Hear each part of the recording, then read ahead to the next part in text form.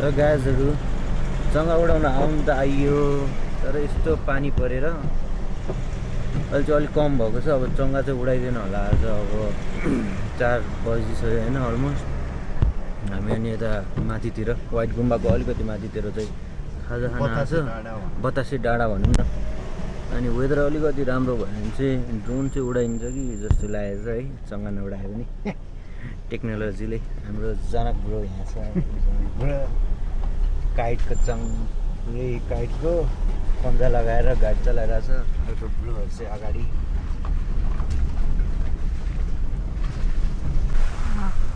हाम्रो यस्तो काइटको चाहिँ यस्तो छ होइन।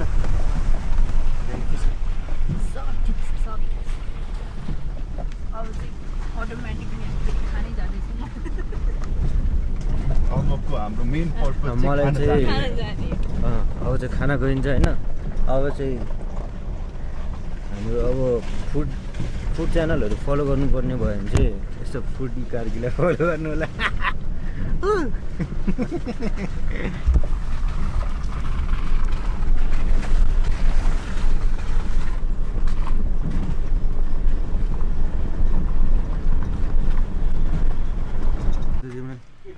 एकदम राम्रो म्यान। आज हाम्रो एकदमै गाइस नेपालको लाइभ एकदम नयाँ ठाउँमा आएर छौँ होइन। अब यो ठाउँ आएर पछि चाहिँ यो डाँडाहरू डिस्कभरी गरिने रहेछ।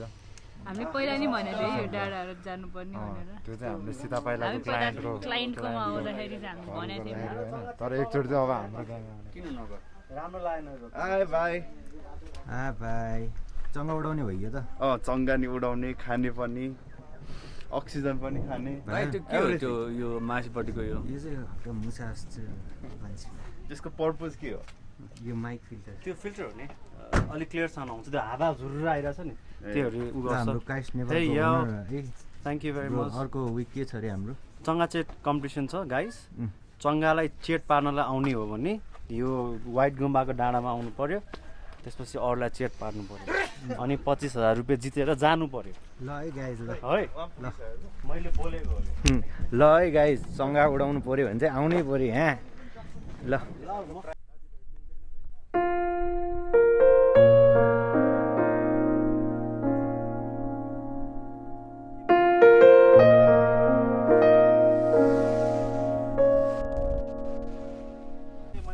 तर यो ठाउँ चाहिँ एकदमै हुन्छ नि दामी रहेछ भनौँ न। पुरै बादलहरू आज आयो। कस्तो लाग्यो त? कस्तो रमाइलो, मौसम पनि रमाइलो, एकदम रिफ्रेसिङ हुन्छ नि।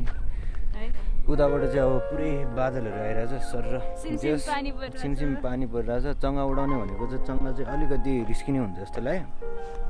त्यही भएर अब हामी अब तलतिर गएर अब हल्का पानी परेन भने चाहिँ यहाँभन्दा हुन्छ नि अलिक तल गएर चङ्गा उडाउन प्रयास गर्छौँ। आशा गर्छु म चाहिँ नलडिकन तल पुगौँ। फाइनली वेदर चाहिँ खुल्यो है। अब केटाहरू चाहिँ चङ्गा उडाउनु जाने भनेर पुरै जोसिरहेछन्। भोक चाहिँ वाइल्ड लागिसक्यो। अब एकछिन अब 5 बजिसक्यो। त्यही भएर अब एकछिन भए पनि चङ्गा उडाएर आजको हाम्रो मेन प्लानै त्यही थियो। त्यही भएर अब चङ्गा उडाएर होइन आकाश भाइ, चङ्गा उडाएर अब केही खानु पर्ला।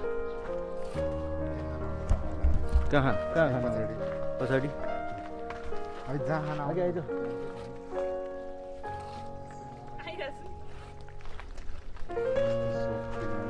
तिमीलाई भोक लागेको छ कि? आइरहेको छ नि ल अघि नै भोक लाग्यो। के खाने आज?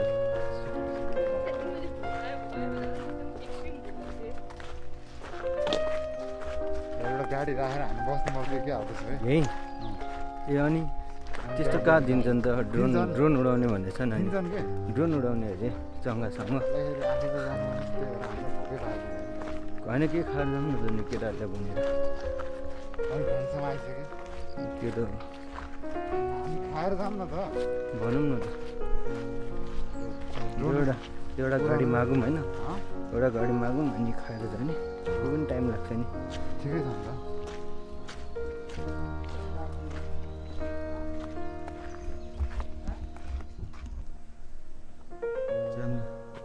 तपाईँलाई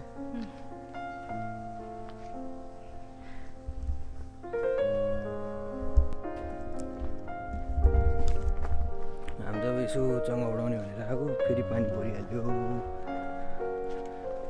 अब के गर्ने अब केटा हो पानी त फेरि पर्न लाग्यो यो त्यहीबाट उडाउनु पर्ने है हामीले अब यस्तो गल्ती गर्यो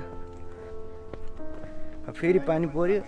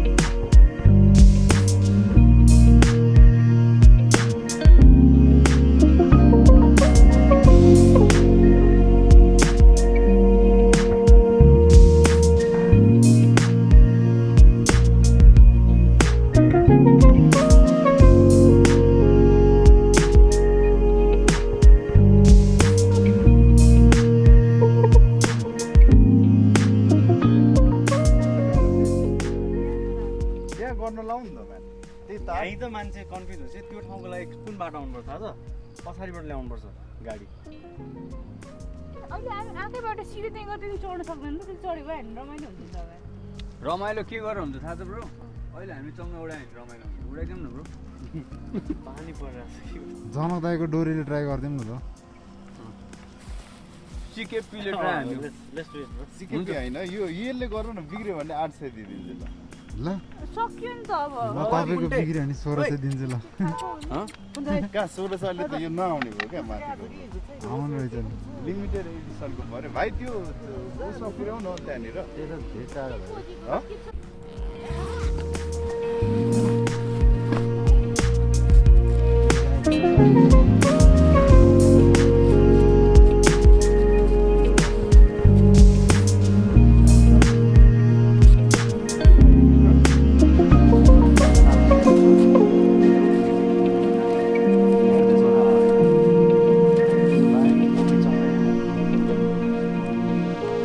Thank you.